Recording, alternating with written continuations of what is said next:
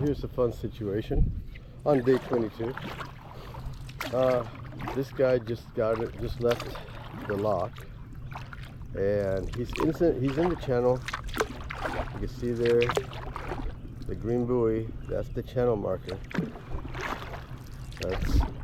So he's in the channel, and I could force a bad situation and try to get across in front of him, but that's not the smart move. I gotta just go slow and pass behind him.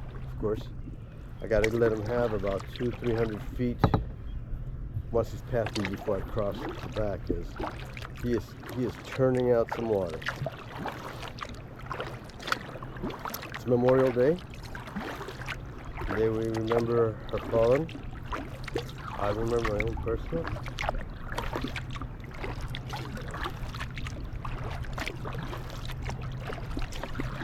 It's gonna be a bad day, emotionally speaking.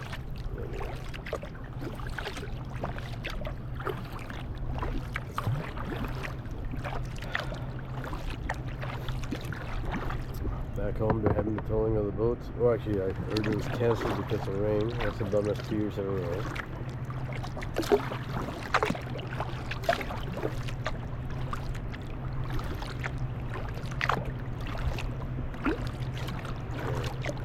These things, that's a lot of weight. That's a lot of water. It's just basic. A lot of water is pushing. Other than that, it's a beautiful day out here. There's a lock up ahead. The yellows, that's the actual lock. Everything is just a dam.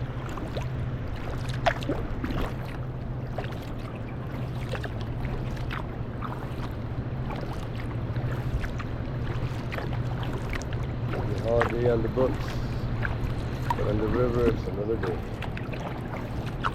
Another day of life on the river. Right. You can see the churning water behind this guy.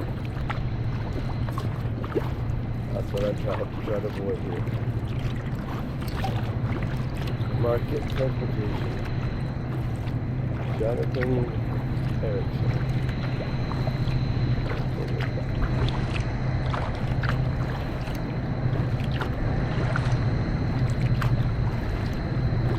Yeah, last night's rest was not good.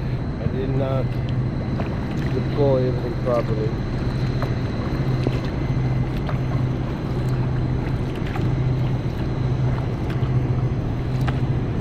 The ground was very wet, so I ended up sleeping on my rain fly to stay dry. That worked fine. But it meant that I was cold in the sleeping bag. I only brought a sleeping bag liner, expecting the warmer temperatures down south, but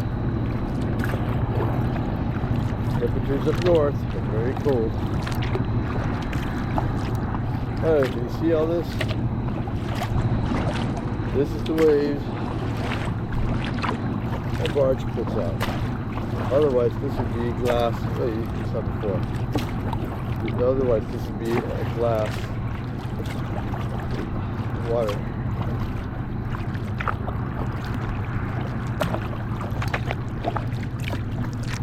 And it goes for quite a while. Look at this. Still going. Of course, I am in the channel now, so I got to be careful.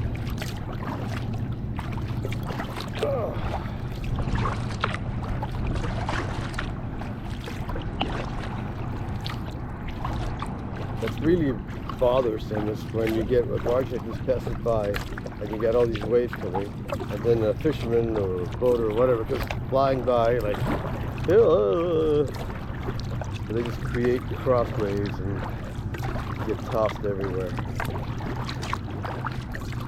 Yeah.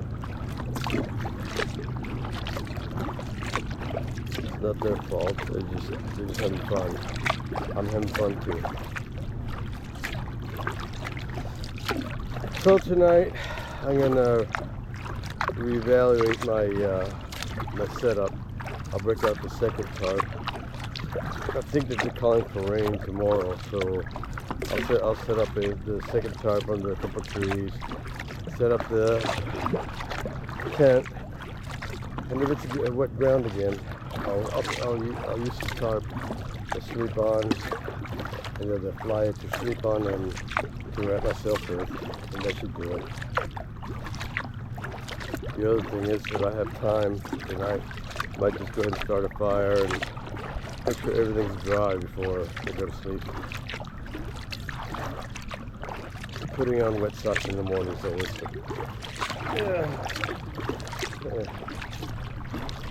mental gymnastics. Alright, we get to the lodge, maybe more later.